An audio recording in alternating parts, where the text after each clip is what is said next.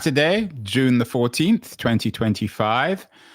This may go out on Sunday the 15th. 20 years ago, a certain Mike Arrington launched, in association with Keith Teare, my friend, TechCrunch. He sent out an email to his friends suggesting that he was starting, I guess at the time it was called a blog focused on Web 2.0 companies. Seems a long time ago. That history of Mike Arrington and of TechCrunch now is archaic. This week, TechCrunch supposedly shut its European office. It's changed hands many times.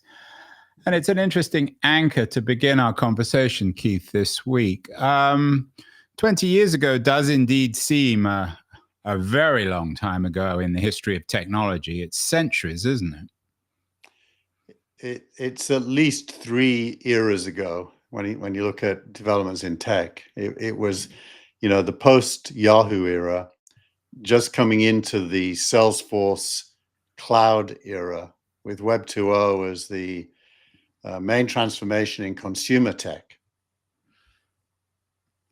And you linked to an ex from Jay Wong, who's writing about this, saying people were talking about Web 2.0 back in 2005. It felt like Web 1.0 was just taking off with eBay and Amazon. I'm not sure what kind of a memory he has about, but he does make an important point that it's always easy to categorize history retrospectively. Everything always looks perfectly neat in hindsight, but back then it wasn't very neat, certainly not the neatness that it has today. Yeah, well, look, Web 1, which is a loose label really to describe, Alta Vista, Yahoo, Excite, InfoSeek, and Hotmail, and things like that. Web 1 was still massively dominant. So to focus on Web 2, where the poster child was a not yet funded YouTube.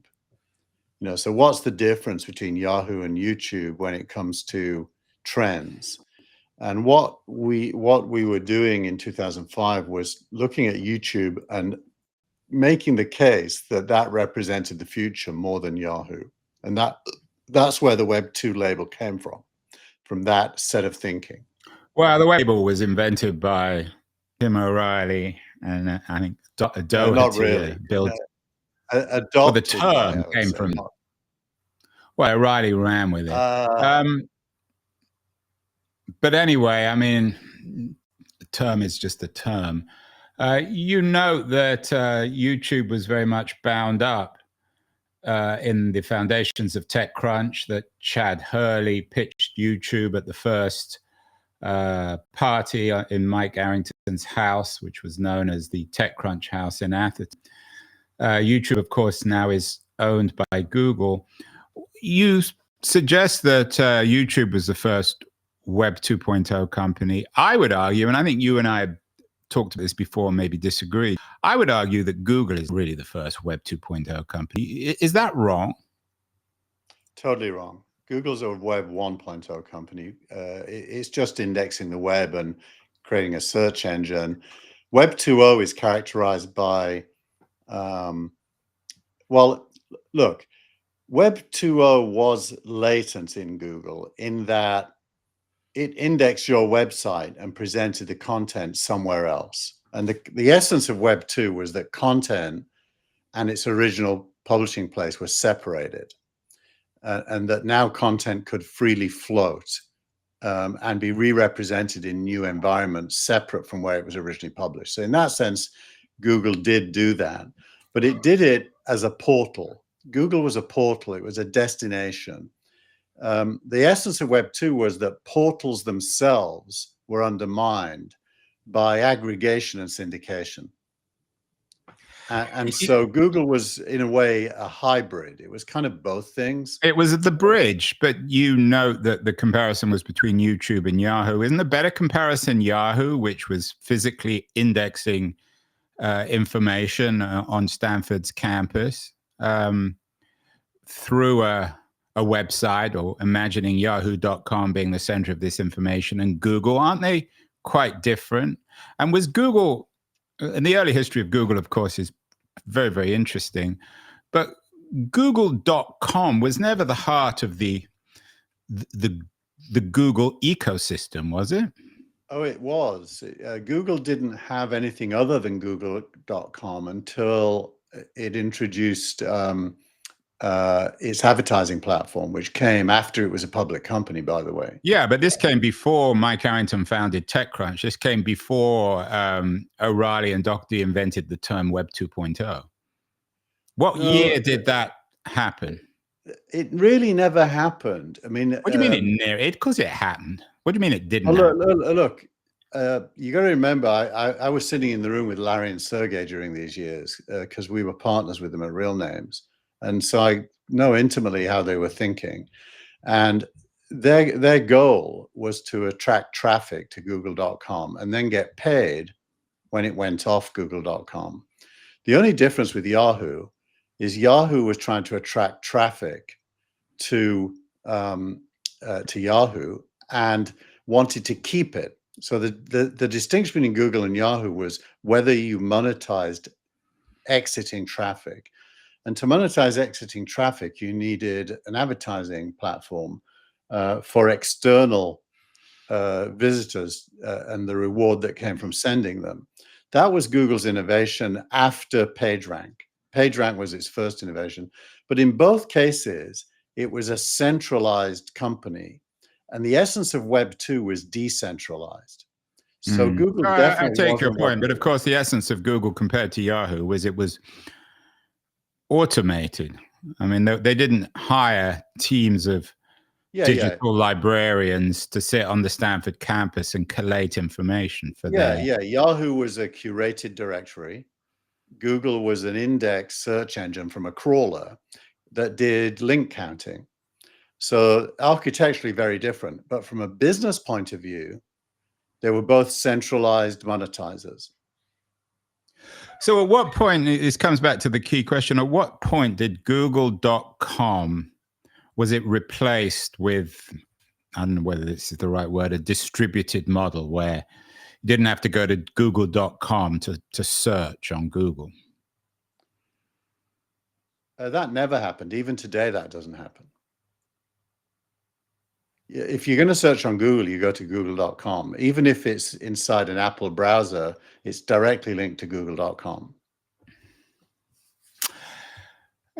You and I disagree on this, but explain what you mean, Andrew, because I might not be understanding you. But it is centralized. There's no decentralization in Google. But it's perceived to be decentralized, whether or not you're really going to Google.com. At what point did Google understand that it needed to essentially, I mean, it already downloaded the web. That was one of its more revolutionary qualities in terms of building a smart engine. But at what point did Larry and Sergey and Schmidt understand that they needed to essentially become the web to be ubiquitous? That anywhere anyone ever went on the internet, they would find a Google search button. Well, you don't find a Google search button anywhere on the web. That's the problem. So if you think about Larry and Sergey, what was their mantra? Organize the world's information and make it accessible. So yes, you're right. They had to put the web in a box, but so did Yahoo. Yahoo just did it worse. So in that sense, they were similar. They were both trying to take the web and put it into their place and have it become the authority. And Google was just better at it. And then they wanted to make it accessible to you so you could go somewhere.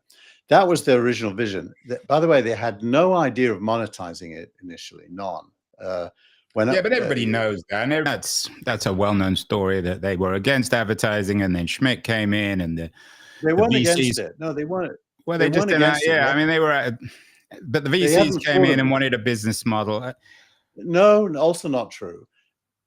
It was a guy called Bart Waskowitz, who is the husband of one of my employees, Barbara Gore, who ran sales there. He was hired as the first sales guy.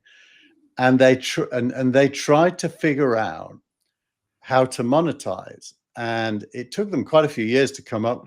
The actual course of events, and it's important for history. they partnered with real names, and we were getting paid for clicks from Google.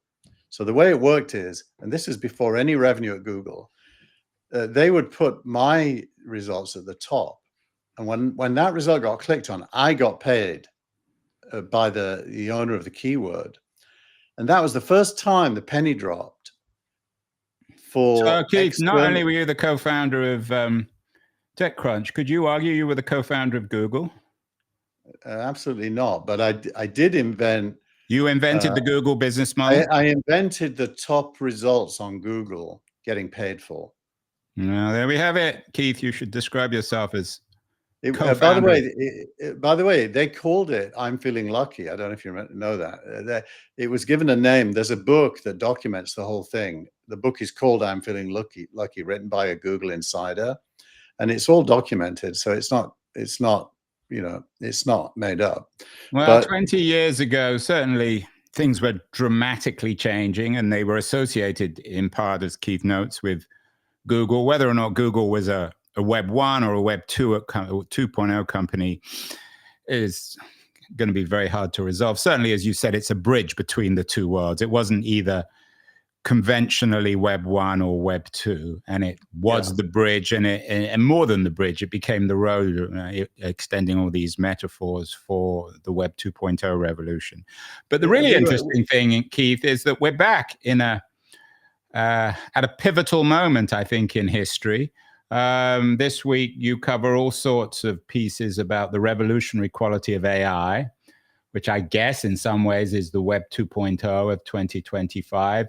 These articles are almost predictable. The FT has something about whether AI will disrupt or displace jobs. Vinod Khosla has a piece and a speech about whether AI is a utopia or a dystopia. But the consistency, I think, is Google. There was a very interesting piece in the BBC, on the BBC website, ironically enough, about whether or not Google is about to destroy the web, because one of the consistencies of 2005 and 2025 is the central role of Google. So perhaps you might talk about whether or not Google might be cannibalizing the web that it came to dominate. It's actually a super interesting story because the core of that BBC story, the word "the web" is used to describe the benefits that traditional media get from Google. So when this article talks about the web, what it's describing is the ability for traffic to flow to sites like the BBC due to Google's search engine linking to them. Yeah, and it describes and this is the way it puts it. I'm quoting the BBC piece. The web is built on a simple bargain. Websites let search engines like Google slurp up their content free of charge, and Google search sends people to websites in exchange where they buy things and look at adverts. That's how most sites make money. They're assuming, of course, that websites let search engines. I'm not sure they have much choice, but that's the simple bargain, right? Yeah, and that describes the web as an advertising platform and a traffic and audience platform, which from a media company's point of view is what it is. But obviously from a human point of view, the web's way more than that. So what the BBC is yearning for in this article, or at least the author, is the preservation of an advertising-based media audience platform. And what AI threatens is an information-based subscription platform. And it's ironic that because journalists have, for the last 20 years, been hostile to this advertising model. They've suggested that Google has destroyed the information, the traditional information ecosystem. So it's particularly ironic that, and again, I mean, we talk about the BBC, it's one writer on the BBC is suggesting that and again, I'm quoting the writer here, this arrangement, what he called the simple bargain, held strong for decades, certainly for 2 decades, between 2005 and 2025. Is that fair, Keith? It is. It is. You could think of it as the social contract between search and media, just like there's a social contract between labor and capital due to jobs. That social contract can't survive the transition to AI. It would be, if it did, it would be a setback, because we would continue to monetize knowledge through advertising rather than have a value in and of itself. So it's scary as heck if you're a media company, and it's exciting if you're, let's say, an educator. And that happens at every juxtaposition. Yeah, although I mean, I'm not sure that an educator is not a media person either, or an education company isn't a media company. What the BBC says is say hello to the machine web. This bargain that held strong for a couple of decades, according to the BBC. As you say, you put it nicely, Keith, it was a social contract. Not everyone's thrilled with that social contract. They really accepted it. For Google, it was great. For media companies, it wasn't so great. They just didn't have much choice, right? Yeah. Well, look, I would think of it in terms of media companies. Prior to Google, media companies with websites had to go and find traffic. So the digital media was much smaller than the physical media between 1994 and, let's say, 2002, maybe even 2005. Digital media didn't really begin to be as big as physical media until the 2020s. Look at the New York Times history as a good example of that. The revenue from digital is now bigger than from physical, but that's a fairly recent phenomenon. And so most people are not even in the position of the New York Times. And how does, in terms of this bargain, how does it work with, say, the Times? The Times makes some money on advertising and some money on subscription. How does the bargain work in terms of subscription? Traffic. It's a funnel. You know, inside the New York Times, somebody in the revenue department will have a funnel that looks at every click and how many of those clicks convert to subscriptions. And they'll do campaigns around that, and they'll try to optimize their content around that. So it's basically just building funnels. And what the BBC article points to is that funnel is about to be kneecapped by Google in Google's efforts to be relevant in the AI race. Right, and this is the really important point. And I'm quoting again from the BBC, on the 20th of May, 2025, Google CEO Sundar Pichai walked on stage at the company's annual developer conference. He said that Google is going further in terms of its development of AI. For those who want an end-to-end AI search experience, we are introducing an all-new AI mode. It's a total reimagining of search. What does that mean, Keith? And why does that put an end to this period between 2005 and 2025? Maybe we call it the Web 2.0 period. So AI mode produces results from training, not from an index. So links to sources are not relevant because there is no single source for the AI's answer. It's coming from all of its learning, not from a specific New York Times article. And so there are no links in AI mode unless Google forces them in, you know, as an advertising ploy, which, if it does, will damage it, because no one really wants advertising in their AI results. So you end up with this binary decision, AI mode or search mode. And search mode, you can have this pipeline of conversion.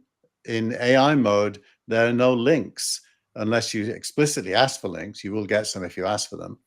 And that means that the incidence of Google sending traffic to media companies is going to decline significantly, and the media companies will have to stand on their own legs for attracting an audience. So in a weird way, does that, given that Google was the bridge, as you noted earlier, between Web 1 and Web 2, Is this, in an odd way, a return to Web 1 or pre-Web 1? Or is it something entirely new? It's something entirely new. Web 1 did have links and clicks and traffic. This is knowledge delivered to consumers for the purposes of learning and understanding. As a business model, probably it tends towards free, because the cost of producing results, as Sam Altman talked about this week, tends towards zero. And so you really end up with free. And I think one of the key building blocks here is going to be copyright law. My belief is that the legal system will say it's fair use for an AI to train on public information. This comes back to, you noted YouTube's central role in the beginnings of TechCrunch. Of course, a lot of the content that was put up on YouTube was originally, quote unquote, borrowed from the web, or borrowed from other people. It wasn't really owned by the people who put it up. Yeah, that's true. But YouTube didn't steal it. It was people like me publishing, let's say, a music video. You did that, Keith? You were stealing other people's content? Sharing, I would say. Sharing. Borrowing. You're going to give it back. Maybe borrowing. But yeah, so I think we have to reimagine the internet as a knowledge engine. They call it machine, but it's really a knowledge engine, and it's a good thing from a human point of view. It's a very bad thing from a media business model point of view. And as the BBC says, this changes everything. As you know, a lot of websites are struggling. On a day like today, Keith, as we're talking, there's war in the Middle East between Iran and Israel. There's also an assassination of a Democratic politician in Minnesota. This news will be interpreted differently by different parties. You'll have the presentation, for example, of the Israel-Iran war presented dramatically differently in Tehran and Tel Aviv. How does AI cope with that? You say that it will be machine produced, but will machines say, well, if you're in Tel Aviv, this is how we need to interpret the war, and if you're in Tehran, this is how we interpret it? Well, the AI is clever enough to do both. And remember, AI is not proactive, it's reactive. So it depends what the user asks for. If the user asks for a balanced understanding of different interpretations around the world, it will do what you just described. If the user asks for a strong pro-American opinion, it will do that. So the AI is capable of all of the above. But it depends how you ask it. I mean, very few people will say to an AI, give me a strongly pro-American version of what's happening in the Middle East. They'll put a question like, why did Iran invade Israel? Or why is Iran illegally trying to get a nuclear weapon?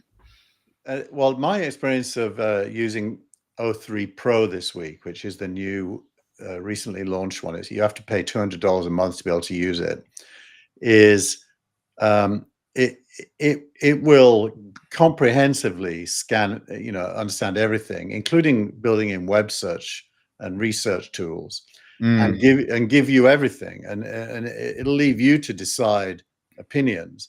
There's no opinion really in AI. There's the ability to answer questions and research questions, and even analyze questions using programming and code. So it's a tool. At the end of the day, it's a tool. It's not a replacement for thinking. Do you think, though, that when historians of information and media politics look back, they'll see the late period of Web 2.0, shall we say 2015 to 2025, as a period of fake news where the Google web of links didn't work and got replaced by AI, and then AI cleaned that up and there's no longer any fake news? Or do you think it will be seen as a prelude to an age of increasing subjectivity? So I do think that Google's link counting stopped working roughly around 2010 as social media grew, especially Twitter, Facebook, LinkedIn. Interesting, yeah. And so you moved from a page-based internet to a post-based internet, and posts were short and ephemeral. and attention went away from the portals to social media feeds. You remember the old phrase, rivers of feeds? Yeah. The real-time web was a phrase often used starting around 2008, 2009. So when that happened, Google began to curate search results from an advertising point of view. And the top third of a Google search page was not search results at all. It was curated by Google for revenue purposes. And so Google morphed from a pure scientific-based search engine doing link counting into a monetization engine. And that's been true for a long time.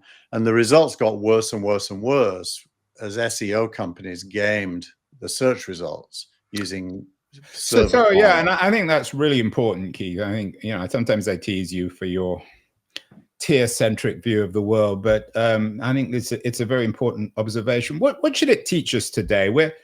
We're all eager to understand the future. Everybody wants to know whether AI will disrupt or displace jobs. Everyone wants to know whether it's a utopia or a dystopia. But we're all impatient for a future that is barely in the process of being born. What does the history of Web 2 and Google in particular, which is the dominant, whether it's the dominant Web 2 company or the dominant tech company of the age, what should it teach us about our impatience of trying to figure out the future? Well, figuring out the future is a game of risk and probabilities. Well, and if So not, if you're only if you're an investor, if we just want to understand what's going to happen. even then, you know, you're guessing based on trends. So if you ask me, I'll have an opinion, but almost for sure, your opinion and my opinion will there'll be a Venn diagram, and the overlap could either be thin or thick, depending how obvious things are. You know, so if I say there are going to be robots capable of doing domestic tasks within the next 10 years, you and I might agree completely. If I said there's going to be robots replacing pretty much every manual job within 5 years, we might disagree. Okay, I take your point, but you're not getting the question. I'm asking you, what does history teach us about how long it takes for a technology? Because you were already saying these kind of things. You and I had many conversations. Steve Gilmore got it. A few people got it back in 2010. But it's taken 15 years for the thing to manifest itself so most people begin to understand it. What does that tell us about this new AI age? How long is it going to take? Will it be another 15 years? Will we be doing this, hopefully be doing this show in 2040 and talking about the reality of an AI age then? Well, there's a famous way of thinking about that called an S-curve. An S-curve is a horizontal curve, like a figure S, and it basically describes the early adoption of a technology leading to extrapolations. We're probably there right now with AI, and then the actual product kicks in and usage kicks off. So the S-curve goes up through adoption. And then at some point, there's a kind of a pause, and it slightly goes down again while you digest it. And after that, it goes up again. And these S-curves tend to last 2 decades. So you're definitely not at the end game at the start of the S-curve. You're just at the beginning. But you can already see the whole play, if you will. The script's already there. But there's execution and operational excellence has to happen to turn potential into reality. For example, we all knew that TV wouldn't be broadcast in 1994. In 1994, when Warner Brothers was focused on interactive TV, I was writing stuff saying TV is going to be separated from broadcast and time won't matter anymore in 1994. It really didn't become true until TiVo. And so you need actual companies to do things to make potential turn in reality, which is why the hostility to big tech is so flawed. Unless you have tech doing things, none of this stuff becomes real. And individuals who are driven by passion, like Michael Arrington was with TechCrunch. Yeah, although I'm not sure everyone would agree. Use the word passion, maybe other words. In other words, when the BBC says say hello to the machine web, it's going to be a long hello. It's going to take years. And you talk about big tech. My interview of the week this week is Karen Howe.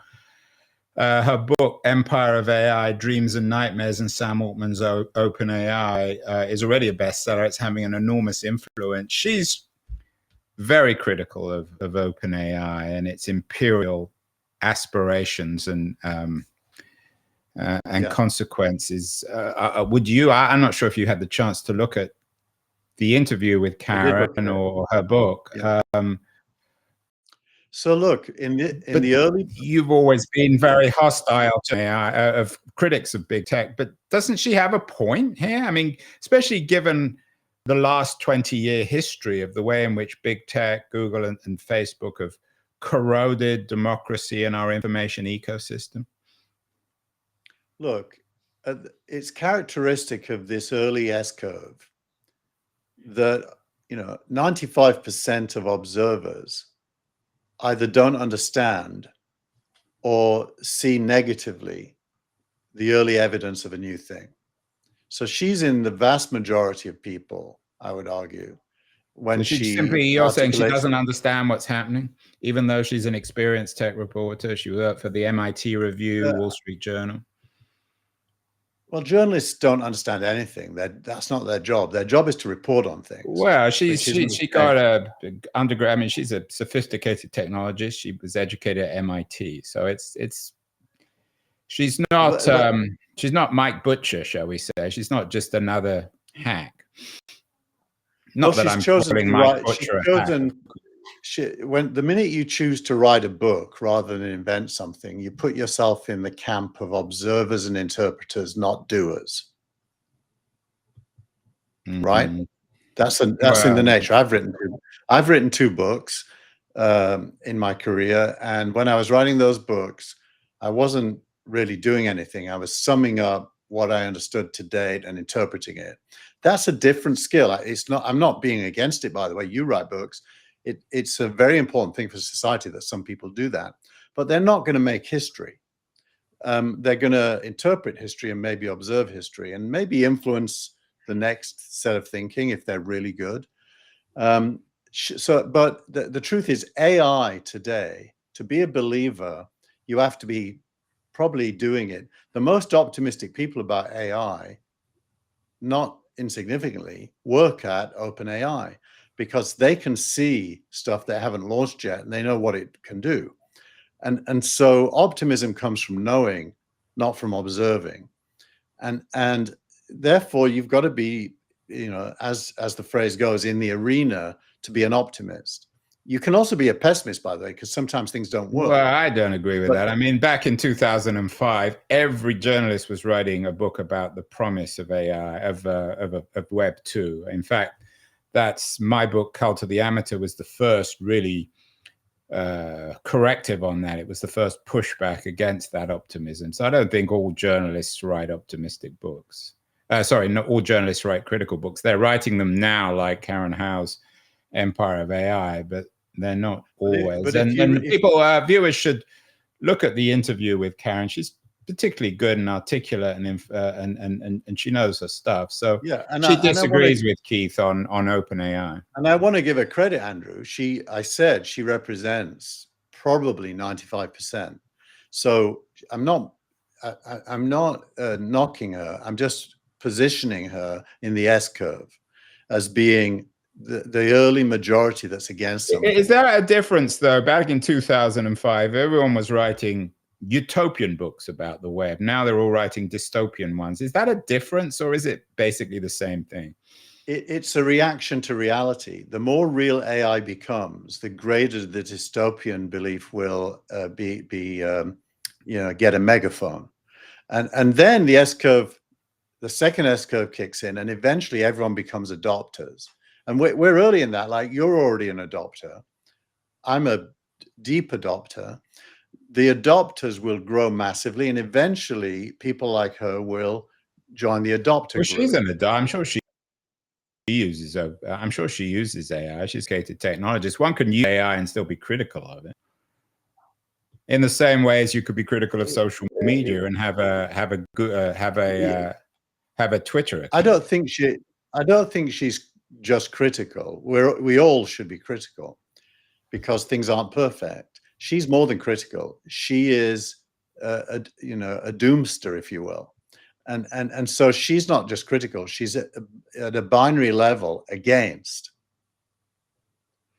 Well, people should read Empire of AI, look at my interview with her, make their own minds up. Finally, post of the week, ironically, given the fact that you said it was that changed the original Web 2.0 revolution and corrupted them, and at this point, is Josh Koppelman. He posted on X, Facebook made social networks. TechCrunch made startup networks. 20 years ago, I received this email from Arrington, and ever since, TechCrunch has been an open tab in my browser. It's hard to underestimate the impact it's had on the ecosystem. Is TechCrunch, will it be one of the victims, if you like, of the AI revolution? This week it's making news, as you note in the news, because it supposedly shut its European office, although it claims it didn't. Can journalistic endeavors, whatever you want to call it, Web 2.0 endeavors like TechCrunch, can they survive in the age of AI? I think if they do, they have to adopt the TechCrunch playbook. If you characterize what Michael Arrington did with TechCrunch, it wasn't really ever a journalistic effort. It was what I would think of better as a participant observer, as we say in sociology. That is to say, it both impacted and observed at the same time.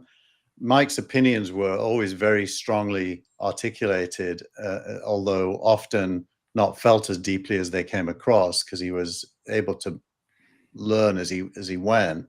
But TechCrunch became the organizing center of Web 2.0. This startup network that Josh refers to was literal. Startups came together at TechCrunch events, met each other, talked, learned, iterated. So a mere media company couldn't have done that. It was an organizing center for a new ecosystem. And in AI, that really doesn't exist. There is no publication that's playing that participant observer role. The nearest is Sam Altman's blog, where this week he made a big post about the near future of OpenAI. But even that isn't, because he's a single company.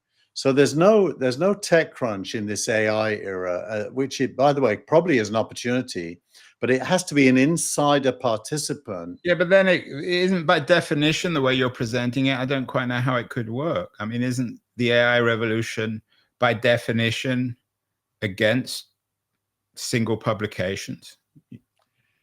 No, I don't think so. It's against single publications as sources of knowledge, but it's not against. TechCrunch wasn't, in that narrow sense, a publication. TechCrunch was the platform on which Web 2.0 came together. Very different to, say, Tim O'Reilly's Web 2 conference, which was literally just an event. TechCrunch was an organizing center. TechCrunch Disrupt was where every VC, every company came and talked to each other. And so in that sense, it was way more than a publication or an events company. Yeah, as Arrington said in that original note, we're also launching a new business weblog called TechCrunch. Hearing about new companies every day, and I realized that there is no place to go to see profile new services.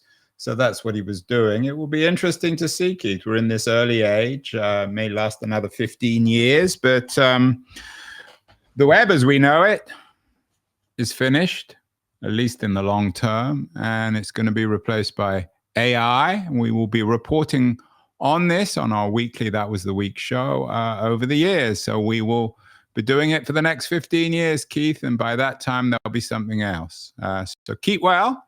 I don't think we're going to do a show next week because I'm in London, but we will see you all in 2 weeks. So Keith, keep well, keep reporting, and we will talk in a couple of weeks. Will do.